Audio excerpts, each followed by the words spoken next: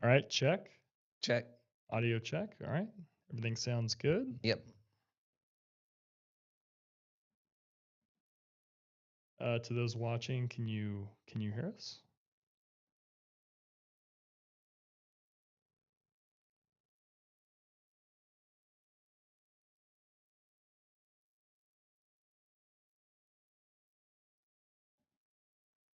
All right.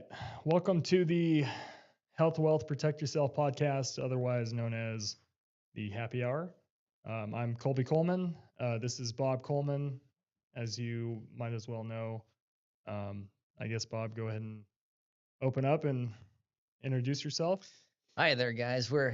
This is I guess, our first podcast that's taken a long time to get here, but as you can kind of see, we kind of set up a little studio to provide a little bit more detail on topics that I know a lot of people have questions on. It's nice to do podcasts with a lot of great guys out there, but sometimes you need a little bit more one-on-one time, ability to ask questions, a little bit more engagement, and that's what we're going to try and do here.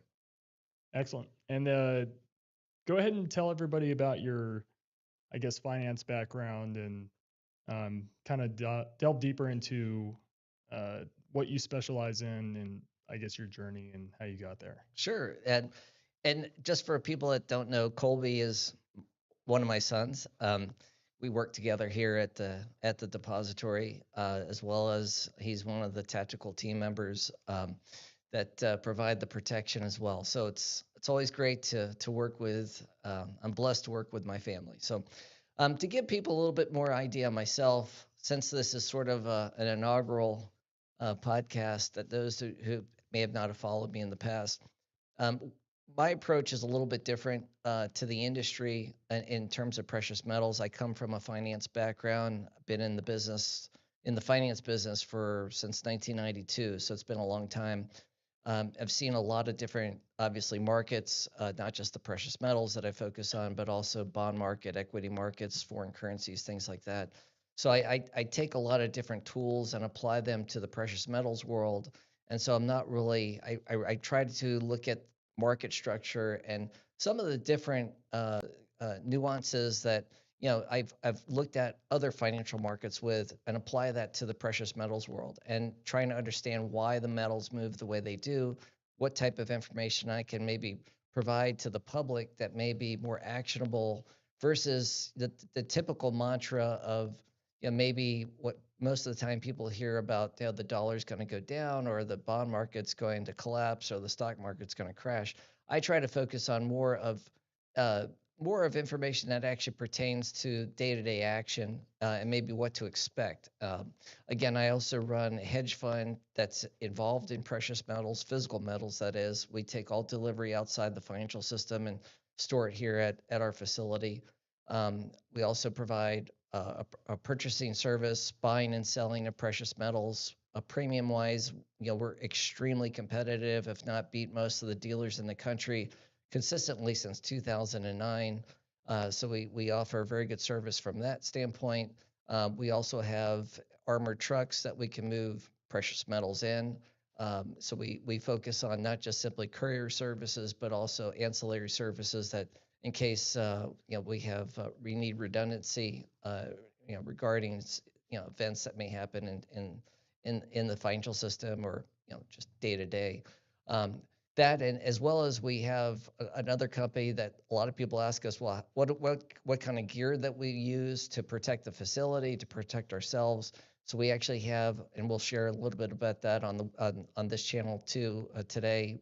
Colby can go through our tactical site where we actually do offer some of the gear that we use on a day-to-day basis. We actually do sell. So, but it's this podcast is really designed to be more informational rather than selling services and products. It's more designed to really help people understand what's going on day to day. Yeah, and if you guys have any questions, feel free to. We see the chat box over here, so the whole idea is to interact with you guys live and provide that information, answer questions. And if you guys have questions even afterwards, feel free to shoot us an email or contact Bob, and we could definitely do a podcast and kind of elaborate deeper on different topics. So, but yeah, on the On the gear side, so one of the reasons why Black Box Group kind of came about was I see you, Pace. Was there was a massive deficit that I kind of identified in the vaulting industry that was needing to be addressed, but isn't when it comes to training gear and just the overall dynamic of what you see in security with vaulting. So what kind of came uh, out of that was when I kind of delved deeper was aside from the training was the gear when it comes to like what you use for like uh, body armor, belts, the plate carriers, the helmets, you name it.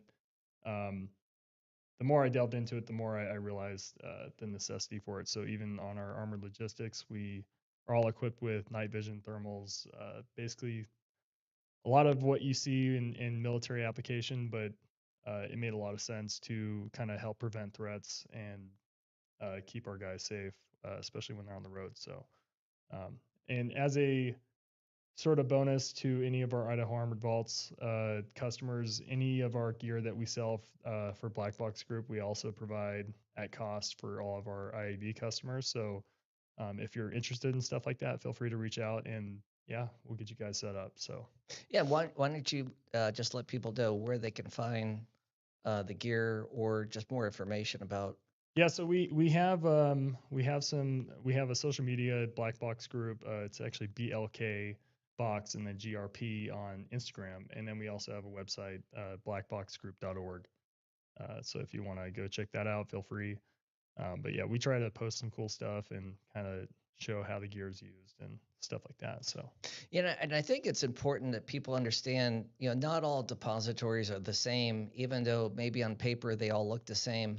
You know, the training that's involved, the personnel, the experience, these are all factors that clients may not be able to kind of get a taste for just by watching a video or talking to someone over the phone. So this podcast type of channel will give people maybe a little bit more in-depth look at what we do and maybe what may separate us from other depositories and their personnel. So again, it's at the end of the day, our job is to protect people's assets, and those assets, whether they're precious metals, collectibles, fine art, foreign currencies, whatever that may be, is we're looking at not just protecting those assets, but the client's retirement, their the child's education, or what those assets are actually represented or focused for in the future. So there's more to it than just running a depository. We really take more of an advisory approach rather than trying to just simply sell people on product and uh, you know uh, it's really trying to be a more well-rounded type of setup. And that's where I think giving Kolby, for example, a chance to sort of share with people, on the tactical side, not just how do you actually, protect the depository, but using what type of gear do you actually really use? I mean, we use what, level 4 body armor, which is the yeah, high. we actually use a wide variety. So we have anywhere from level 3 rifle rated plates to level 4, and that's to kind of be prepared for different applications. So generally, with the higher rated armor, it comes with more weight. So if we definitely need to be more low vis, there's some really thin level 3 plates that make a lot of sense. So Yeah. And then, just turning to, just the other part of, because this health wealth protect yourself idea, it actually came kind of born and bred from one of my other sons in terms of the name.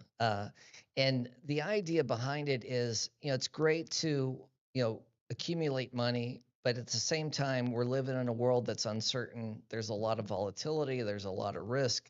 So, protecting yourself, your family, that's also important. But most importantly is the health side. What you need to do to be able to have that money last and to have a fruitful life, enjoy the uh, you know the all the hard work and the efforts that we put into life. What we can do to actually foster much more relaxed environment. So and Colby and which Casey is actually another my daughter who's actually really involved into the health side. will definitely add a lot of value going forward. We're hoping to have a lot of experts on regarding health, and it's not just simply, we're not here to sell supplements. We're here to actually provide, good quality information on bettering your life. And it's certainly, and I'm a great example of it. Going through and learning just the last few years, we live in a very high stressful environment.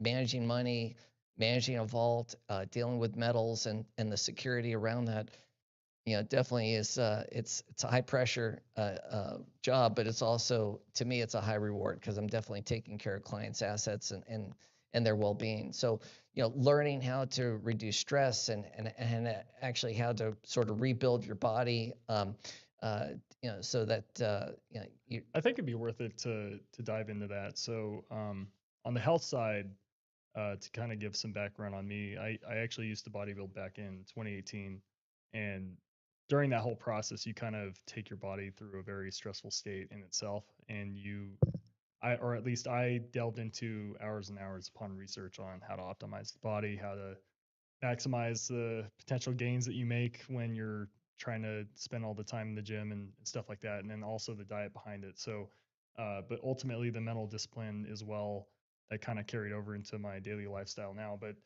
a lot of the information that we apply now is actually directly from a good biochemist friend of ours that kind of broke it down even to a more cellular level, basically how the body works. And we'll kind of delve deeper into that maybe a little bit more on a different podcast. But right now, when it comes to day-to-day lifestyles and stuff like that, I think it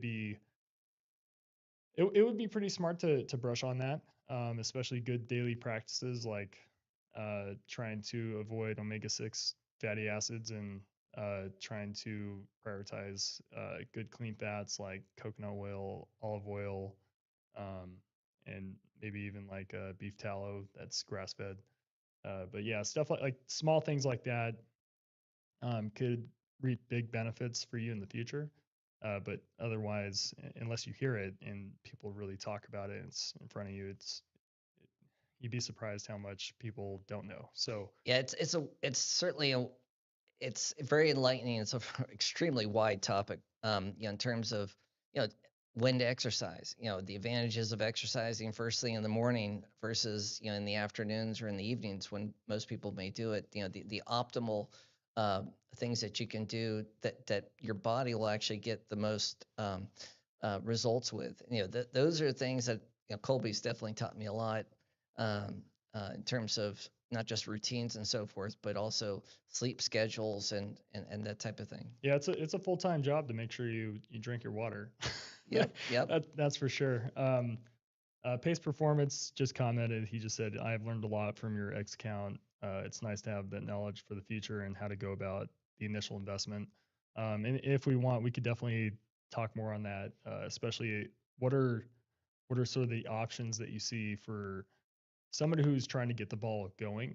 Um, I mean, I know people in my generation, especially, it's really hard to grasp the idea of trying to save up maybe $10,000 and then what's the best rollout from there?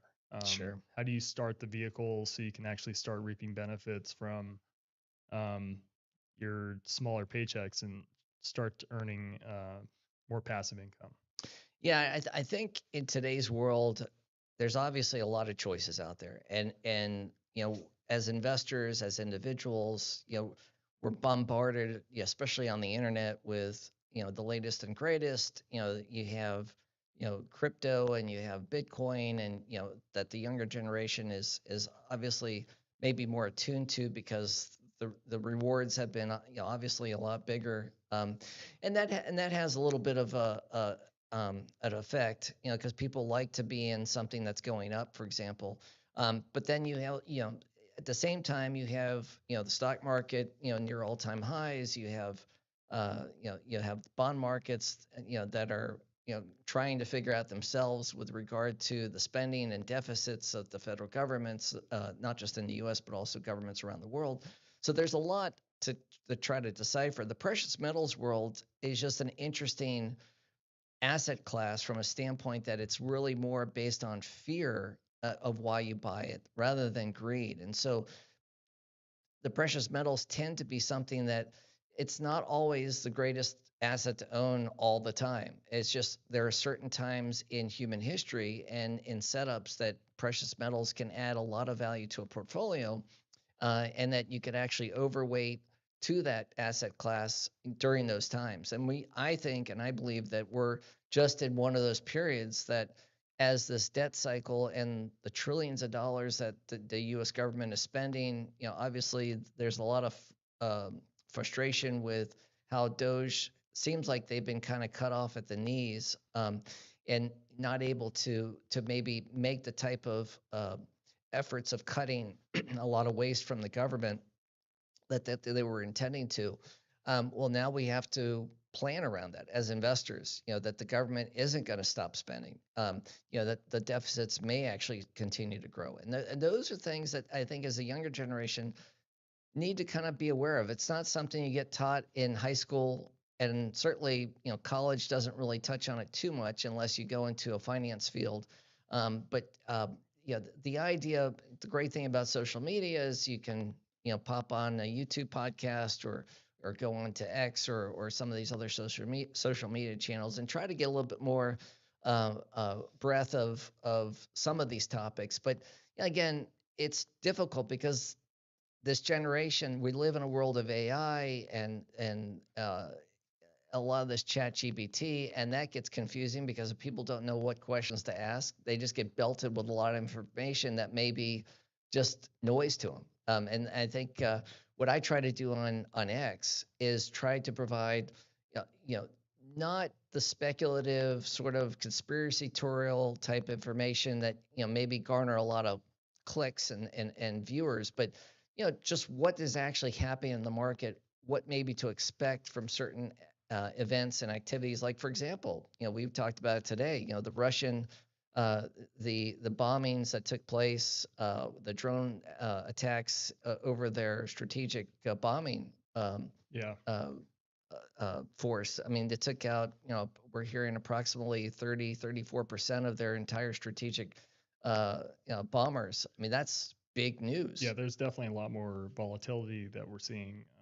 Especially, I mean, it seems like we're on the cusp of World War III, and it just kind of seems like they're finding ways to avoid it. But ultimately, there is a lot of what's the right word to put it? Well, A lot of action taking place that yeah, probably isn't even making the news. yeah. And ultimately, that kind of leads to a lot of worry, especially. I mean, there you can get caught up in getting rich quick, but I think what you're kind of aiming at is reducing your overall risk and kind of maintaining it in an asset that will only appreciate with like relative inflation.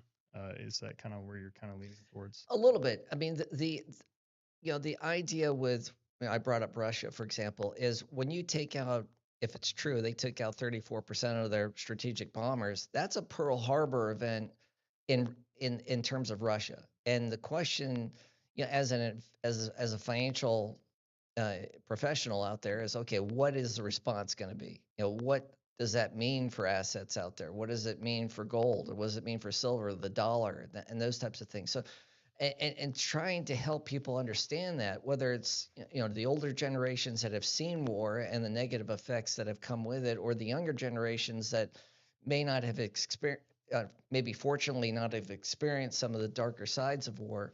Um, you know, they may not be prepared for it. And so trying to talk about this a little bit, and these are difficult topics to talk about, but trying to help people align their portfolios to expect, listen, if something, if X happens, this could actually have an effect on the stock market, on the currencies, on the metals, and adding metals to that portfolio that deals with uncertainty, because people may not understand gold and silver at the end of the day, they're great sort of assets that are uncorrelated to traditional investment categories, such as the stock market and bond market. So trying to explain that to people in a very simple language, I think, is important, because again, there is so much information out there, and unfortunately, the younger generation, they're very smart technically, and but if we can just put the right questions in front of them, that way if they want to do their own research,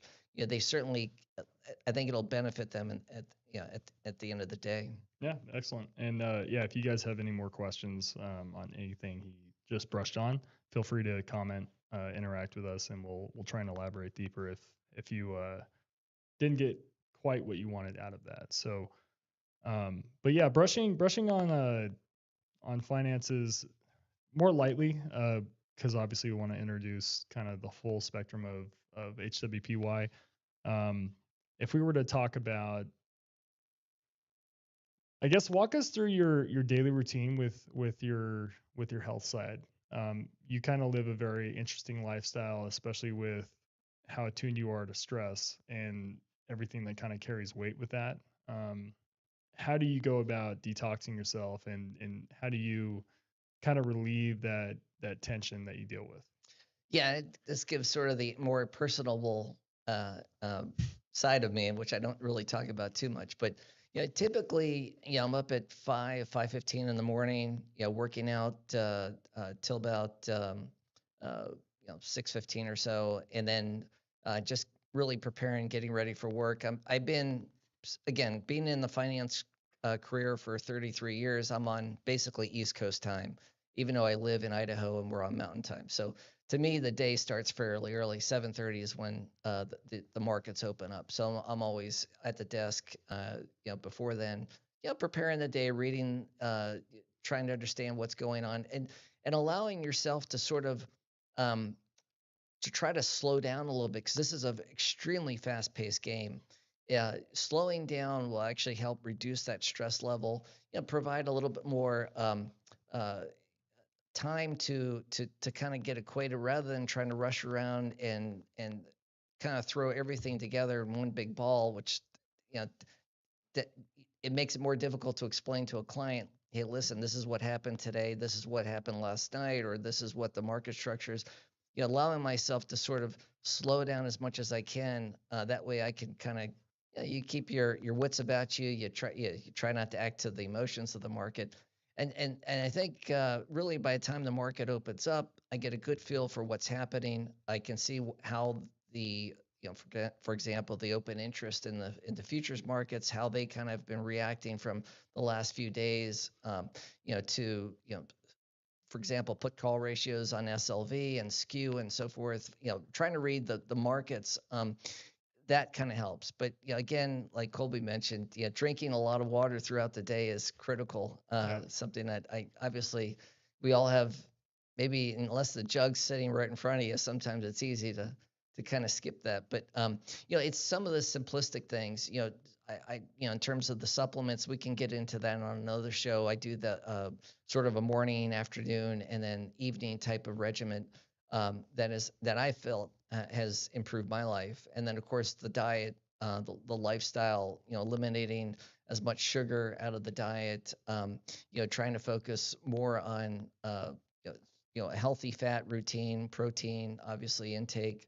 Again, coupling that with working out.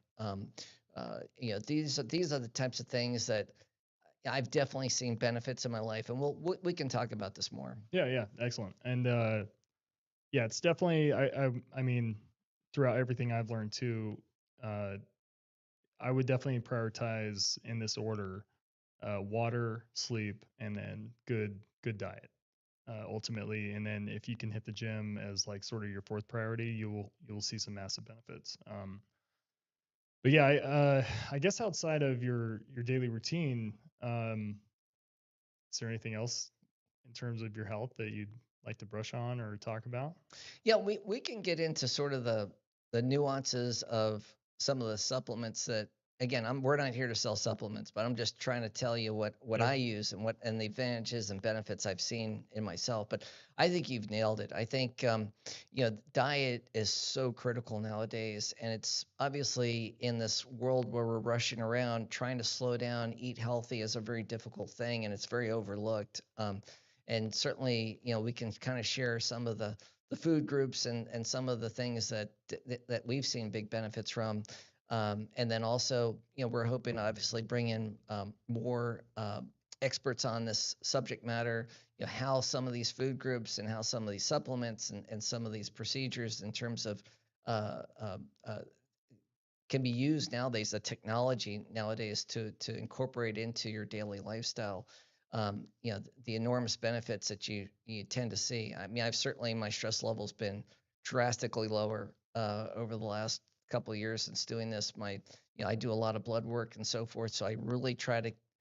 I'm sort of an analytical uh, person, so I like to kind of chart out, all the the blood work that I get done, so I can kind of see my ups and downs, and if I'm improving or not improving, where I can actually focus on. So these are things that maybe not everybody is maybe has the ability to just start doing, but at least like Colby mentioned, there are a few things that can you can do to really change and have some positive impact on a day-to-day basis, just reducing that stress level. Yeah, yeah, and reducing inflammation, reducing overall garbage intake. So the whole saying "you are what you eat" it carries a lot more weight when you actually enact it in your life, and you actually reap the benefits, and it ends up shaping your mind and mentality to be a lot more disciplined in that aspect.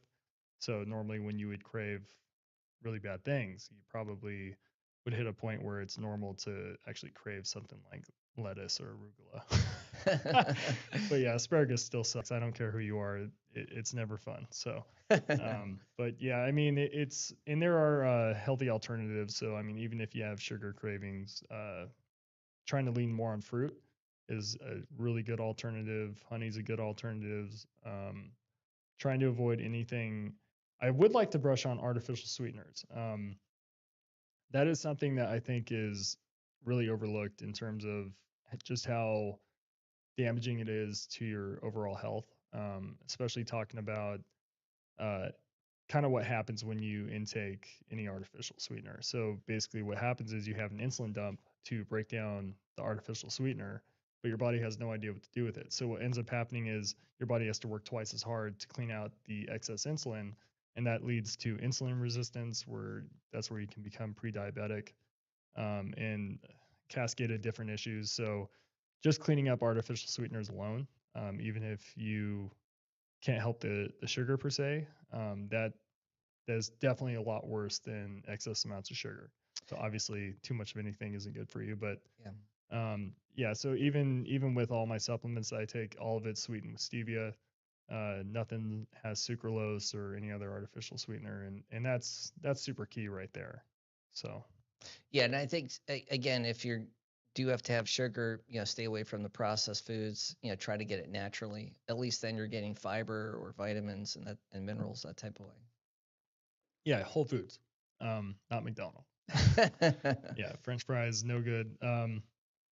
But I guess outside of the health stuff, which we can always definitely kind of come back around on, when it comes to self protection, protection of assets, kind of putting yourself in a better position to protect your health. Let's talk a little bit more about the overall business model of Idaho Armored Vaults, Black Box Group. What our core principle is whenever we deal with anyone. I think that's something after working with you for almost 13 years now. I think it's important to kind of elaborate on how we treat people and how we view people whenever we do business with them. Yeah, I've always, being in the business, since 1992, with the financial business, you've learned sort of the old school ways of business in terms of building a relationship, putting the client first, looking at their best interests. Those are the principles that has sort of founded my entire career. I've never had a client complaint. As a registered investment advisor, I used to be also a stockbroker and so forth, as well as had numerous different series of licenses and so forth. But at the end of the day, putting the client first, it may be basic and it sounds simple, but at the end of the day, that's what needs to be done in order to build an actual not only a good business but a great relationship with the customer. And then from that, you'll tend to be rewarded. And then we've built a facility that stores over 800 million in assets. We're fully insured by Lloyd's of London. We can actually increase the policy to up towards $2.5 billion, which that's no small feat. That has we've never had a loss at the facility. That type of Just kind of keep on track. I really wanted to focus on how we treat people. sure, Obviously, we definitely want to elaborate on our services because yeah, we've worked extremely hard on separating ourselves in the industry and how we kind of provide that white glove service. But generally speaking, whenever I've seen you throughout the years interact with people, I've never seen you take advantage of anyone, and you have a stellar track record of proof of that. I'm sure you have a ton of clients that would vouch for that. And ultimately, you've had the opportunities and you've been in positions where, I mean, probably no one better could have taken a little bit more off the top per se and reaped the benefits of it, but you chose not to. I really like you to elaborate because ultimately, as your son, I mean, you kind of shed a lot of those values onto me, and I definitely enact that in a day to day basis. But I would like to ask you why you practice that and why that's so important to you. yeah. It's interesting when you set up a business. You set it up to obviously make money at the end of the day, to to provide a an income for yourself, your family, and so forth.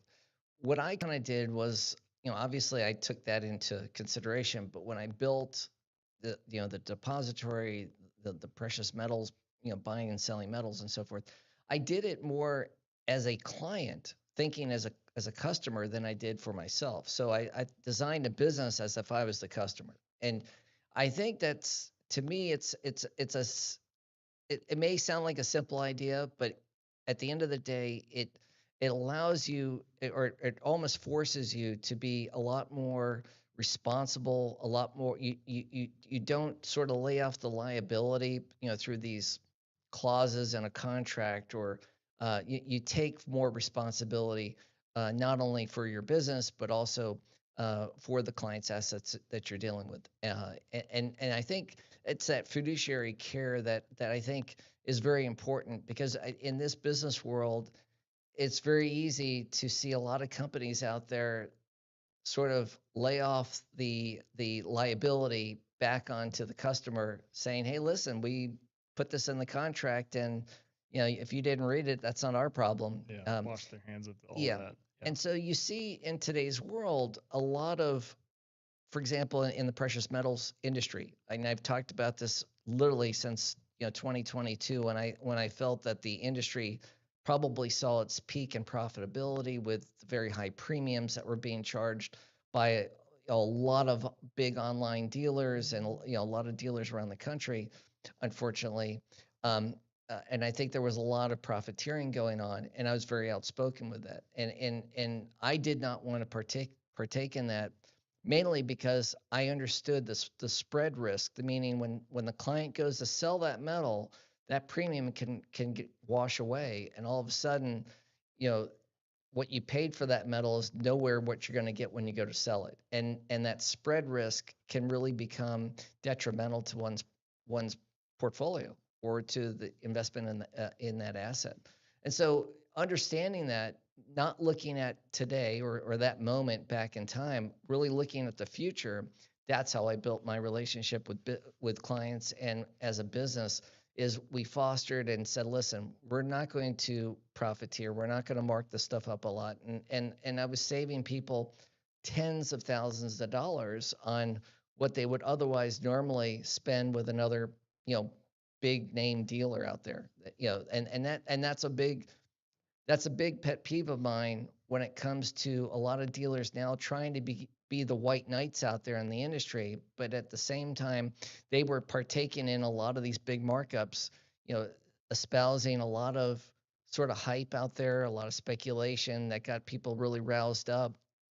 And unfortunately, those people were maybe naive to how the industry worked, and how the precious metals world worked, and they ended up paying too much for it. And Yeah. that's and avoiding that type of, doing what's right for the customer. comes back in spades, because a year or two later, you're not going to get those phone calls, that of frustration, of anger, and so forth. You're going to have clients that actually respect you even more, because what you did was you really looked out for their best interests. So I think it's fair to say for your health routine, a part of you getting a good night's sleep is treating people the way they should Exactly. be Yeah, treated. and you said it Yeah. best. I mean, being able to take a deep breath, being able to lay your head on the pillow, knowing that, you know, nobody got taken advantage of, is it's a very healthy thing. And Yeah. I think, I think customers, in just like I'm a customer of other industries, I hope that I'm not taken advantage of. And it's nice when you get a great deal, and you build a good relationship with someone that you're really trying to create that long-term type of advisory type of relationship with.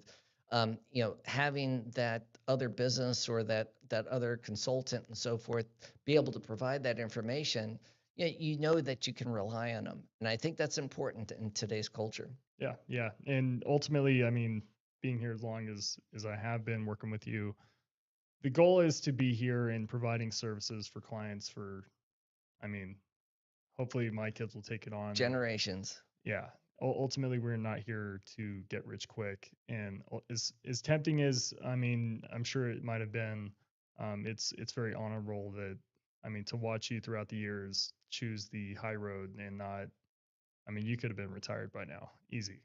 So Yeah, hats off to you. And that's a son's take. I mean, ultimately, I think it's important that I definitely tell you how grateful I am. But ultimately, yeah, I mean, these are the things that we definitely want to shed more light on and provide interaction with, and kind of get you in front of the camera more, so that way people can understand who you are more as a person, and the whole reason why you created everything you have, and what kind of drives you and keeps you going. This is ultimately not so much trying to be geared towards all finance or all health. I mean, ultimately, this is a opportunity for people to understand who you are. So sure. yeah, Well, I'll tell you, and I'm blessed to be able to work with my son, and my other children. I wouldn't always say the same, but Uh, yeah. there's ebbs and flows, right? Yep, yep. But no, I think at the end of the day, especially as a father, it's you're blessed to be able to work with your children, to be in front of them day to day. To me, that's just as fruitful, as building a strong foundation. And then it also teaches them the right way of business. At the end of the day, Colby's done a great job. We've gone out on seminars, doing the Silver Symposium and other events, and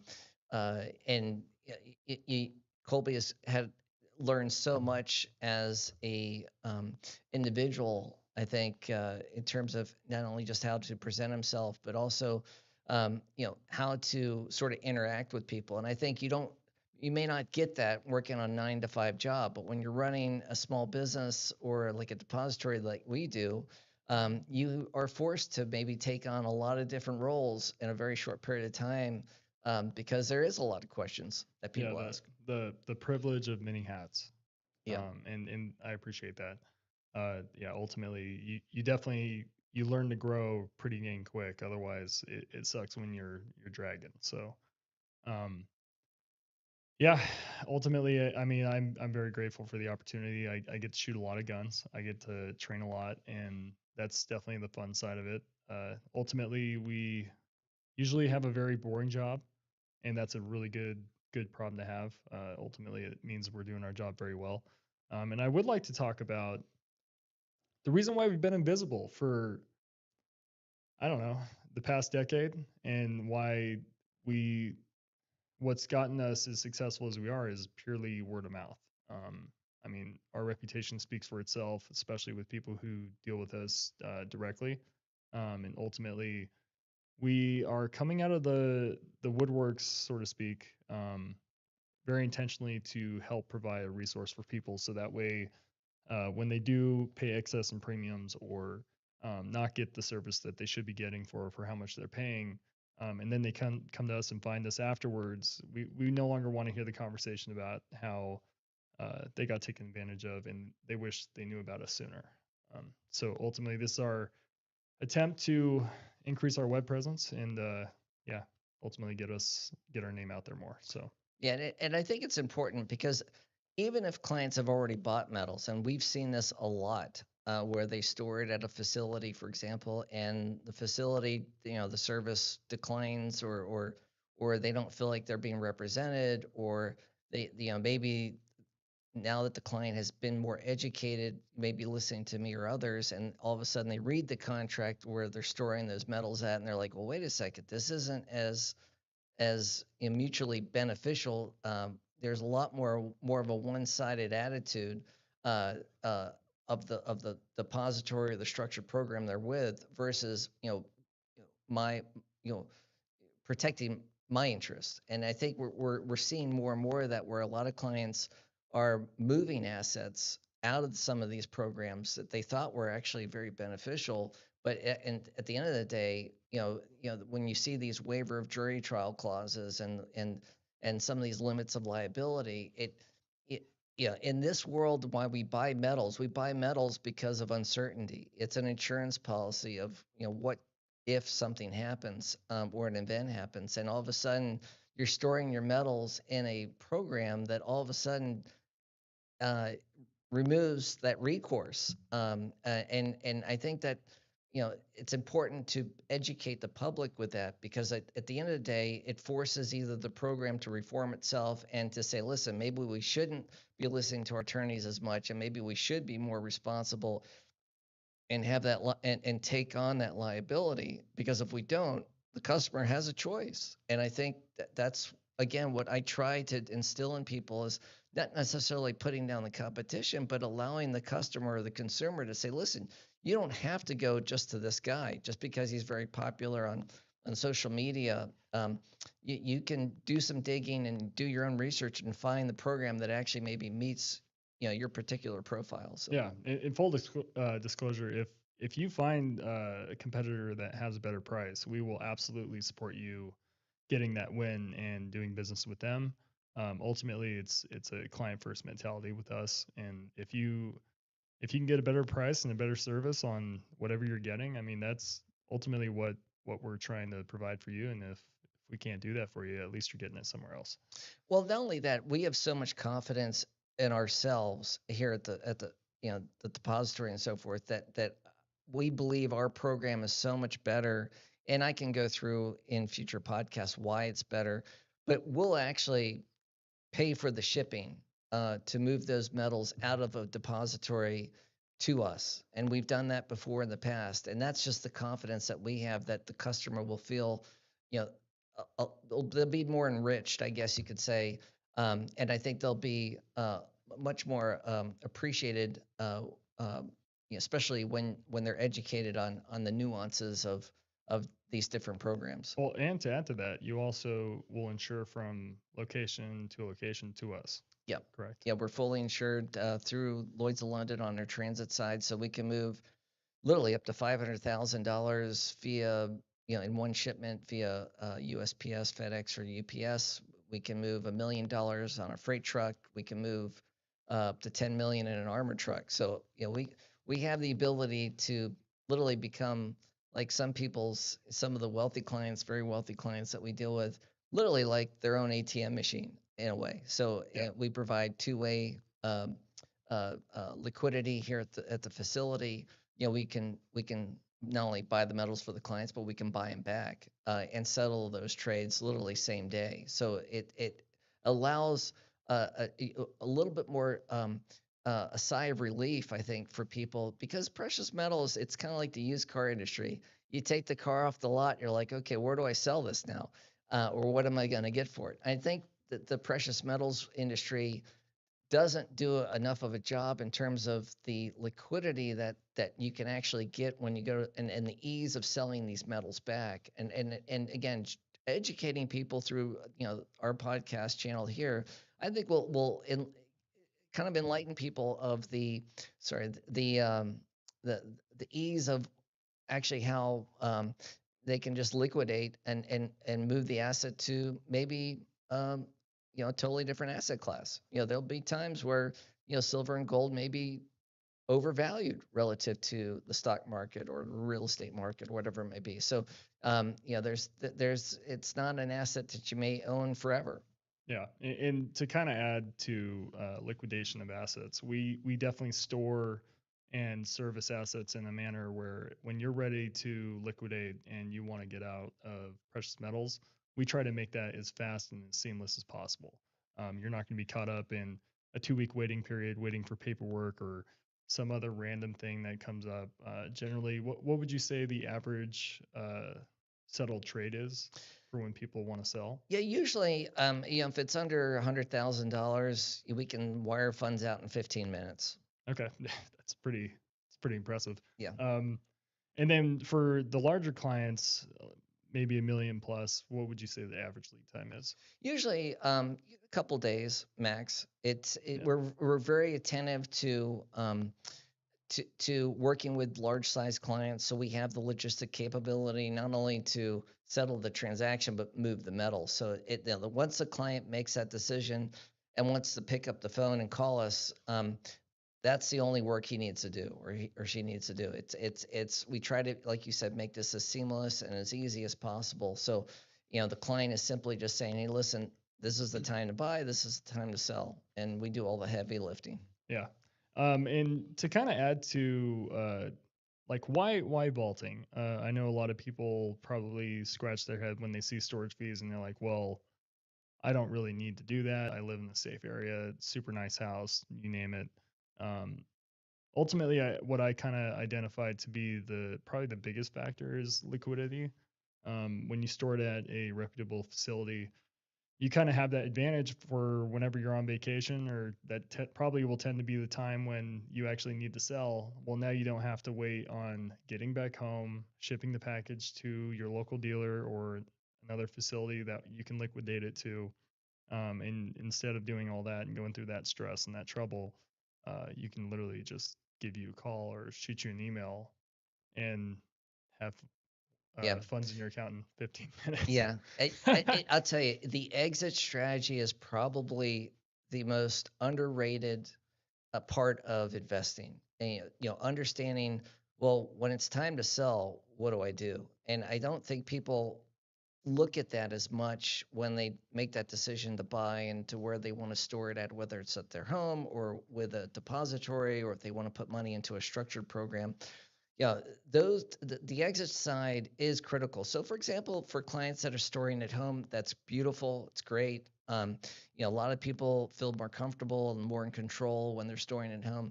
But the logistics of moving, if we're right, for example, and silver goes to, let's just say it goes to $100 an ounce. Well, you have a lot more value. You're trying to move through a courier service that, like for example, USPS registered mail. You can insure up to $50,000 as a individual just walking up to USPS and saying, "Listen, I want to send this package registered, and I want to insure it for 50,000." That's the maximum. Mm, Well, silver goes like a gold kilobar is a great example. A few years ago, gold kilobars were 50 grand. Now they're $108,000 or whatever, $110,000. So most dealers don't even have a policy big enough to insure one gold kilobar to a client or coming back from a client to their facility. mhm. And for example, if silver goes through $50,000 an ounce and you're trying to ship a silver 1,000 ounce bar, for example, well, unless you have a third party policy, it would be very difficult or expensive to try and move that silver bar yourself. Yeah. And I think people don't realize, besides, the silver maybe hitting their peak at 2 in the morning, the idea of just moving these metals and insuring it, because obviously you want to protect your interest as well. It's in transit, because that's one of the biggest risks to precious metals as well. It's being moved. But those are things most people don't really maybe consider. They think about, maybe the end game and maybe, gold going to $10,000 an ounce, but what does it actually really mean when it goes to selling? So Right, right. And I mean, there's even been situations where uh, family tried to trust cousins or family to ship out a package and then it never arrived. And I mean, ultimately, you just don't want to take on that level of risk. But yeah, there's a lot of advantages out there. I would like to brush on. self-insured facilities and self-insured dealers, and kind of how that bleeds into how they justify or may justify charging excess premiums to kind of make up for the risk that they take on ultimately and pass on to the client. Yeah, it's something that we're seeing as transactional volumes have been quieting down on the retail front, meaning there has been fewer number of transactions, but the transaction value has actually been greater. For example, let's just say, more high net worth people are coming into this market buying metals, but there's less tickets being created. So what's happening is the dealer community, and you have to understand depositories. Almost every depository out there except us is either owned by or associated with a gold dealer, financial institution, or cash in transit company. So their model is really predicated on transactional revenue. And when times get tough, when economies slow down and so forth, that transactional revenue can decline.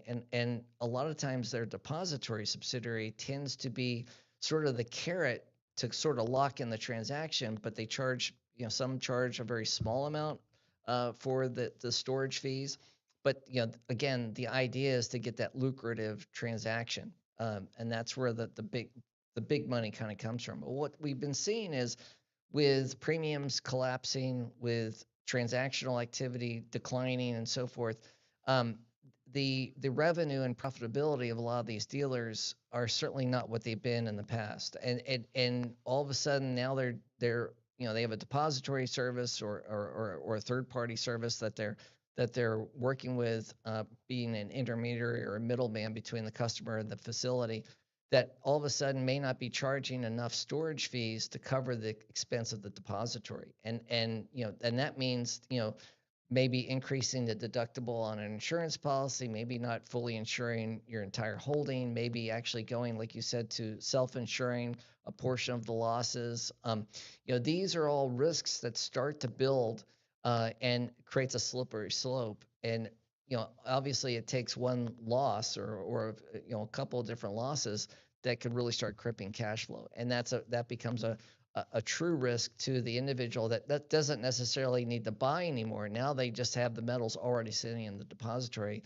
Now the question is, okay, how is my metal being protected? Right. And we can dive. That's a great Yeah, segue I into just a wanted to future. brush on it. Oh I mean, yeah, definitely. ultimately, self-insuring is bad practice. Because ultimately the client is taking on all that risk, not necessarily the facility, especially with how these agreements are structured.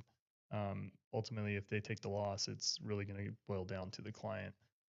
So generally, yeah, I mean, big red flag if a facility self-insures anything. Because even if you're shipping out, I mean, our policy's 10 mil in a armored transit. If we take a $10 million loss, especially solely as us as a company, that could put us out of business Exactly. very, very fast. And the insurance policy that we have is extremely stout. We've always had one of the lowest deductibles in the world, in the industry. We have a $10,000 deductible on an $800 million policy. So what that means to individuals is if we have a, say, 100 million that got stolen, for example, that's $10,000 out of our pocket for that entire 100 million, not per account. So again, you look at the going concern risk of a depository, and a program, those are factors we'll definitely jump Yeah, into. we could definitely elaborate on that more. Pace Performance actually has a couple questions. Sorry I missed you there. He asked, "What's not a terrible sugar snack?" I would say fruit, or you can go peanut butter. And there are some healthy candies out there, but they generally suck. Uh, I'm experimenting on trying to find a healthy like sour gummy, but yeah, they're hard to find. And then his other question was thoughts on the housing market over the next few years, as in what way will the market move? What are you kind of seeing with the housing market volatility, the interest rate kind of? Yeah, it's a great question because there are a lot of good experts out there, that I follow on X. Do you want to mention a few? If We can do that another time, okay, yeah, but just a quick, a quick sort of run over. You know, the things to watch for with housing is, the government has an enormous incentive to try to keep housing as strong as possible because housing is the wealth effect. Yeah, it's one of the biggest assets that individuals and families have in their portfolio. So the downside to all this deficit spending is that interest rates tend to rise because more debt is coming out into the public, and the Treasury has to fund all this extra debt. And there's only so much money out there. And so, unless the Federal Reserve comes in and buys this debt, it's forced upon the general markets to buy it. So they have to sell assets and so forth in order to buy, the Treasury debt. That's part of the issue that we have with all this federal deficit spending. What that means to the housing market is that if interest rates start to rise, mortgage rates, which are tied to normally the 10-year note, tend to rise as well. And as interest rates rise, that means your monthly payment goes up. That means that's less house that you can own, or the home price actually has to come down. Yeah, it becomes less affordable. Yes, Yeah. and so for the people that own houses, the risk is, well, a rising interest rate environment means if I go to sell it, that individual may only be able to afford a $2,000 a month mortgage. Well, that price has to drop 50 grand, for example, to meet that $2,000 a month mortgage with a rising interest rate. And flip side for new buyers out there, the being priced out of the market, unfortunately, the last few years with inflation and printing of money and so forth. Um, the I guess the risk is paying up too much for a house, and then all of a sudden the value drops and you're underwater on your mortgage. Yeah, like in a very inflated or high demand market Sure. where there's not a lot of supply and a lot of buyers all of a sudden come in, kind of like the pretty big migration from California and other states to like states like Idaho or more Midwest states. Um, that we definitely saw a lot of that. Yeah. Where And I think, you see a lot of in the news increase of sellers coming out on Zillow, more houses coming out onto the market, the Airbnb, so forth, the restrictions on cities and so forth, allowing people to put their house like a hotel up on the market to be rented out. Now they're constricting that because they obviously, a lot of the cities and communities want the tax flow that comes from the hotels. yeah, And so these are all integral factors that definitely we can touch on.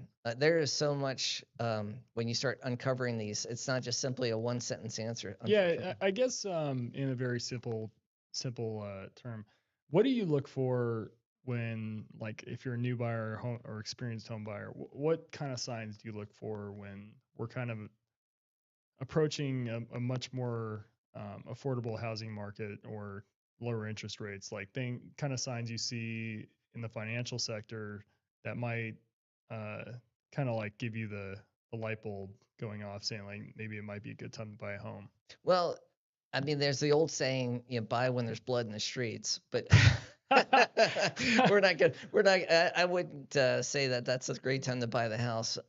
Usually, that's when everyone's losing their job. But Yeah, the idea behind it is, um, you know, unfortunately, the housing market is a symptom of the economy. And when the economy is booming, housing prices usually are following suit. And when the economy is declining or a recession kicks in, people can't afford to make that monthly payment anymore and they're forced to sell. And unfortunately, I think where we're walking into the sort of the economy of AI and technology being more introduced more than ever, is the risk to the middle class that AI is going to disrupt a lot of these middle income jobs, and white collar jobs, and that can have a detrimental effect on an area. For example, you take Boise, Idaho, for example. It literally is in a desert. That's a yeah, desert climate. We're 5.5 hours from any major metropolitan area. And if a recession hits and the construction industry, which has been a big pillar of the economy here, starts to fall by the wayside, you could see people migrating out. Maybe looking toward the south or to maybe the southwest, where maybe there's jobs there. There's growth, and so you know trying to understand, the location you want to move to, and the industries that are supporting that location are just as important as understanding finance and interest rate direction and all Yeah. that kind of stuff. Yeah. Well, I hope that helps to our viewers that might be interested. Yeah, if you guys have any other questions on that, please feel free to comment on there, and we can definitely try and brush on that a little bit deeper and be more specific to your question. But yeah, we are kind of hitting that point where we were kind of anticipating going for an hour, hence the name Happy Hour. But I hope you guys enjoyed this. Thank you so much for tuning in and watching. It means the world to us. I mean, this is the worst it's ever going to be. Hopefully we can kind of sharpen this up, make things better, and kind of ultimately get to a spot where we're providing you guys as people, hopefully answers and solutions to your problems, and kind of get you in a better place in life with your health, with your wealth, and ultimately protecting yourself. So yeah, hence the name, but no pun intended. I don't know where I'm going with this anymore, but I hope you guys have a good evening. Goodbye. And yeah, I guess, do you have anything else you want to? No, I think this hopefully will be a great relationship building exercise for not only us as son and dad, and We'll see. yeah, We might get sick of each other pretty exactly. quick, but yeah, ultimately this is we're just trying to provide more value out there. So Yeah, yeah. I think this is a good step forward, and yeah, like we kind of mentioned earlier in the stream, an opportunity for everybody to be able to interact with you, especially, and yeah, kind of be able to connect with who you are as a person, not so much just the tweets and the information you put out, which has also been very incredible. So Sure. Yeah, and then I think our plan is to do this at least once a I week. think we're gonna aim potentially for Friday. We'll kind of see how this is received, and if you guys definitely want to have us brush on topics more specifically, we could definitely look and see if Friday would be a good fit. Yeah, and we can always do, we could shorten if case, an event happens. That's one of the things that, it's great to be interviewed by a lot of excellent people out there, but also sometimes events do happen abruptly that maybe need some more commentary. And I try to do these posts out there to try to explain things, but sometimes the posts are a little bit cryptic and hard to understand. So maybe this will, yeah, being able to talk through a certain subject matter or topic may make it a lot easier to understand. So Yeah, no, absolutely. But yeah, if you guys definitely give us some feedback, shoot Bob a message on X, or shoot us a message on Twitch or YouTube. Please feel free to let us know how we're doing, and if you guys have any recommendations and feedback that you want to give us, please feel free. Yeah, even if they're insulting, we'll happily take it.